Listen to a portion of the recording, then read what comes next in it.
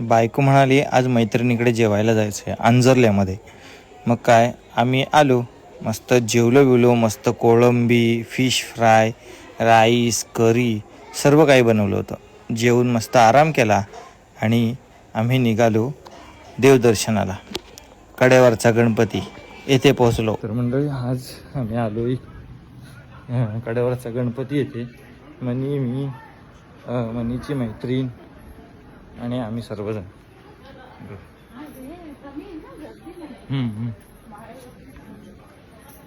मनालीच्या मैत्रिणीने म्हणजेच प्राजक्ताने एक नंबर जेवण बनवलं होतं. आम्ही मस्त जेवून खाऊन आराम करून देवदर्शनाला आलो.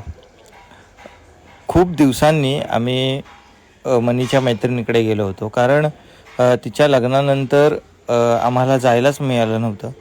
मग अशा वेळेस आपणसुद्धा लगेच हो म्हणालो, कारण जसे आपण आपल्या मित्रांमध्ये फिरायला जातो तसंच आपल्या बायकोलासुद्धा तिच्या मैत्रिणींना वेळ द्यायला पाहिजे असं मला कायम वाटत असतं. म्हणून मी सुद्धा तिला बोललो की ठीक आहे, आपण जेवायला जाऊया आणि तुम्ही सुद्धा फिरा, बोला आणि मजा करा. कारण जसे मुलांना मित्र असतात तसेच मुलींनासुद्धा मैत्रिणी असतात. मग त्यांच्या गँगमधील काही मुली अजून अनुपस्थित होत्या, पण या तिघी भेटल्या. आम्हाला पण आमच्या मित्रांची आठवण येत होती, कारण जसे ह्या त्यांच्या मैत्रिणींना भेटल्या तसंच आम्हाला आमच्या मित्रांना भेटायचं होतं. तर आम्ही देवदर्शन घेऊन मग निघालो घरी.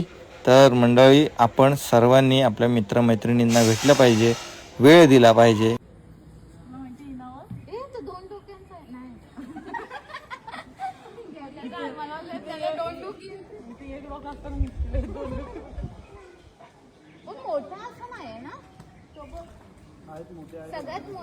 तर मंडळी, अशा रीतीने कड्यावरच्या गणपतीच्या इथे एक तलाव आहे आणि तिथे अशा खूप सारे या तलावात कासवसुद्धा आहेत आणि ते मनमुरादपणे आनंद घेतात. त्यांना कोणीही डिस्टर्ब करत नाही किंवा काही करत नाही, ते शांतपणे आपल्याला बघूनसुद्धा देतात.